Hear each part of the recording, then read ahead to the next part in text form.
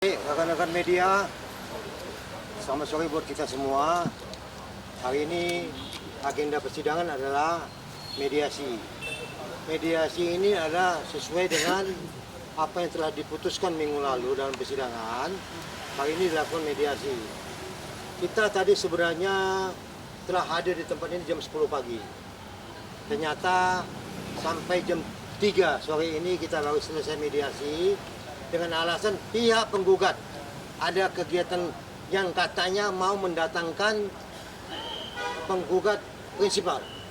Ternyata tidak bisa datang juga. Sehingga hasil daripada mediasi sore ini membahas menyangkut masalah pertama jadwal mediasi selanjutnya. Itu yang pertama. Kedua, tadi kami berharap bahwa ada proposal yang disampaikan oleh penggugat. Ternyata katanya minggu depan. Jadi minggu depan akan dilakukan mediasi kembali untuk hari Selasa jam yang sama jam 13 WIB katanya. Mungkin itu yang kami sampaikan. Oke, saya tambahkan sedikit ya, bahwa memang kali ini kita lebih baik kondisi mediasinya. Ya, lebih baik kondisinya karena pihak penggugat bersedia membuat proposal.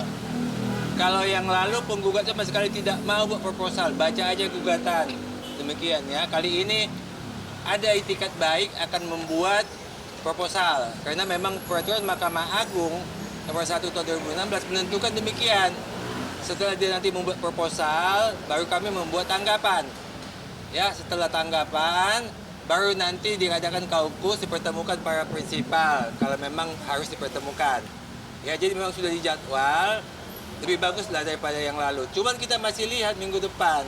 Betulkah dilaksanakan, disampaikan proposal, masih tanda tanya buat kita ya.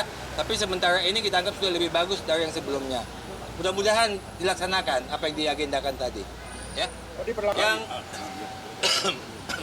Tadi apa yang disampaikan melalui yakin mediasi mediator ibu itu ya menginginkan bahwa penggugat dan tergugat adanya suatu penyelesaian yang sifatnya itu mengikat. Apakah itu dilakukan di dalam ruangan persidangan atau di luar, tapi hasil dari keputusan itu nanti akan mengikat. Nah, itulah yang disampaikan kita sebagai tergugat mendengarkan apa yang menjadi penyampaian dari hakim mediasi, ibu itu. Nah, itulah yang lama. Kemudian setelah itu kita memperdebatkan masalah jadwal. Tadinya dimintakan kesiapan diundur pada hari Jumat. Hari Jumat itu kita tahu persidangan itu kan sebenarnya tidak ada. Dalam arti yang sifatnya di ruang sidang. Tapi dari pihak penggugat minta supaya hari Selasa. Nah, kita keberatan. Hari Jumat. Nah, kita keberatan. Artinya kita punya tugas lain. Jadi itulah perdebatan tadi. Sehingga hakim juga menyepakati untuk hari tanggal 11 itu tetap diputuskan hari Selasa. Persidangan untuk mediasi dari penggugat menyampaikan menyampaikan proposal. Itu yang tadi lama perdebatannya. Jam 1 ya. Jadi di samping itu juga tadi pihak penggugat mau menghadirkan penggugat prinsipal katanya. Ya katanya. Tapi ternyata mereka dalam waktu tidak bisa, sehingga kemungkinan minggu depan katanya pihak penggugat prinsipal dapat dihadirkan di pengadilan, yaitu saudara Nikita. Ya, mudah-mudahan katanya bisa baik, kami akan tunggu minggu depan. Jadi apapun namanya, kami siap melayani apapun namanya. Ya, mau datang, mau tidak, mau batal mediasi kami juga siap. Tapi yang pasti klien kami saat ini benar-benar akan melakukan tindakan hukum.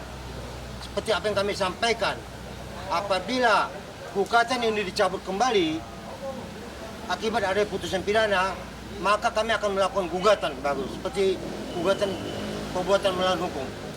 Jadi kami tidak bisa main-main lagi ini sudah batas waktunya, kami akan bersikap sesuai dengan mekanisme hukum.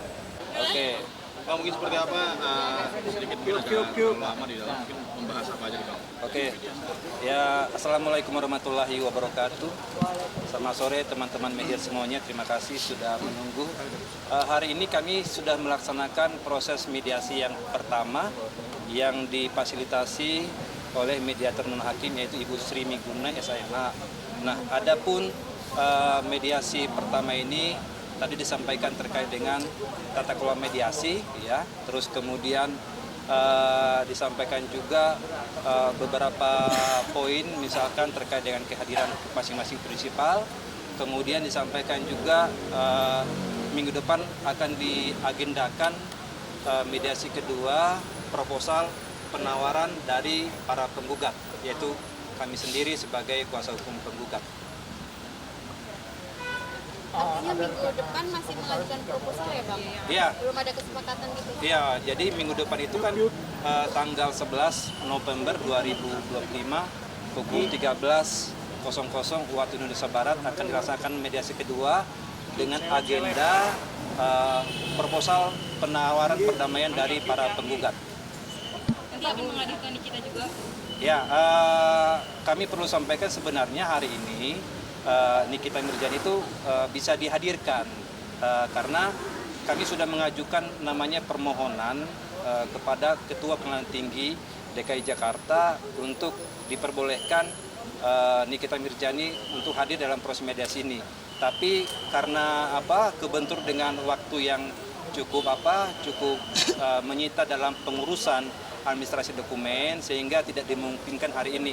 Nah, kemungkinan kami akan hadirkan Nikita Mirzani pada mediasi kedua tanggal 11 November 2025 pukul 13.00 waktu Indonesia Barat. Jadi proposalnya dari Oh ya, jadi tentu kan proposal yang akan disampaikan dari para penggugat itu kan para penggugatnya ada dua, Nikita Mirzani dan Ismail Marzuki. Nah, nanti kami akan menyusun itu, kemudian apa yang menjadi keinginan prinsipal baik Nikita Mirzani dan Ismail Marzuki, itulah nanti yang akan kami ajukan dalam mediasi tahap kedua.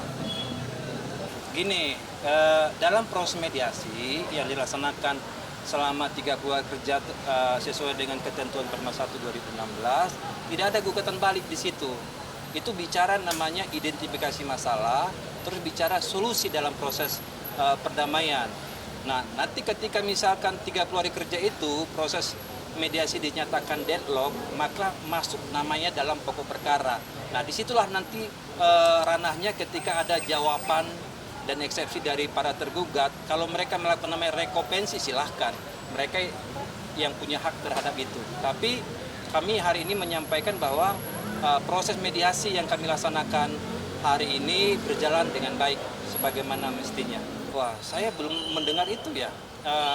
Kami hanya fokus terhadap perkara nomor 1000 garing PDTG 2025 terkait dengan gugatan perbuatan melawan hukum.